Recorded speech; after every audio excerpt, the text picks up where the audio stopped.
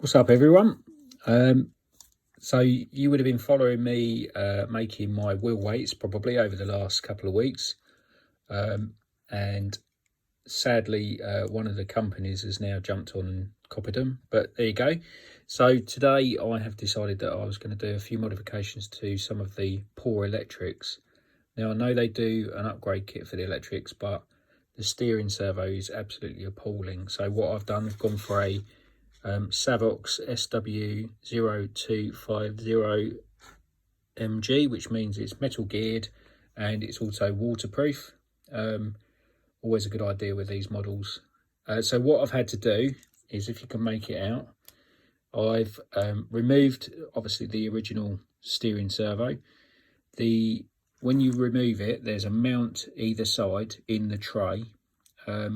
If you basically cut that in half and file them flat, you can just about squeeze this servo in, and you need to nip off a little bit off of the mount here as well. You can use one of the servo horns that comes in. It looks tight, but it actually doesn't rub against this front mount, which is good. And I've just secured the servo with a bit of servo tape, so that's easy going. I'm using a Fly Sky GT3C radio. Two reasons. One is because they're dirt cheap and I don't mind if I have to put it down in the dirt or anything like that. And they also come with these lovely tiny little receivers, as you can see here. This is a Chinese 20 amp speed control, which at the moment it seems okay. Don't know how long it will last or how reliable it'll be, but I don't see why it shouldn't be. So I've changed all of the plugs to match these red JST, I think they call them.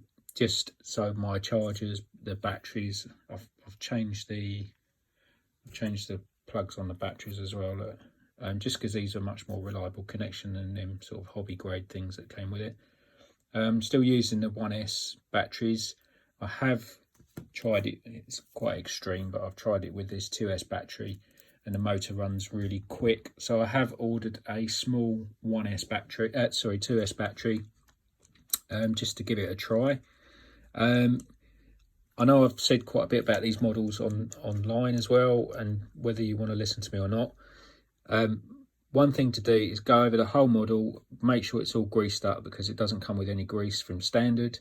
Secondly, go around and just undo all the screws on the suspension very, very slightly, because mine came and they were done up too tight, which meant that everything was rubbing and it wouldn't move the suspension nice and freely like this. There you go. And this has a set of my wheel weights, my world famous wheel weights, which I thought of first. If anybody's interested in a set, please get in touch.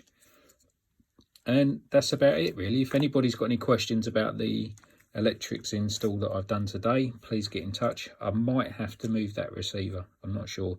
What I might do is just flip it upside down, move it back a little bit and flip it upside down, just so it clears the body at the front. I think it might be okay with the cabbies there. I haven't tried the body on yet, but and I've just, you know, tidied the cables up a little bit just so they're not trailing around. I haven't done the battery cable yet because I'm not sure how big the battery is that I've ordered, but we'll see how that goes. Might end up shifting the electrics around a little bit, but there you go. This is the FTX version, the Outback Mini version 2. I know there's a couple of different bits on it, but as you can see, nothing else on there that's non-standard. I've flipped the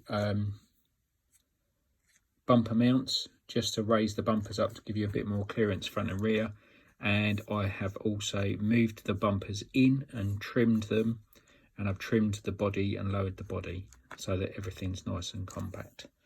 So there you go. Nice bit of flex in there, and you can really tell the difference with the different electrics and with the weights in the wheels. I'm not just saying that.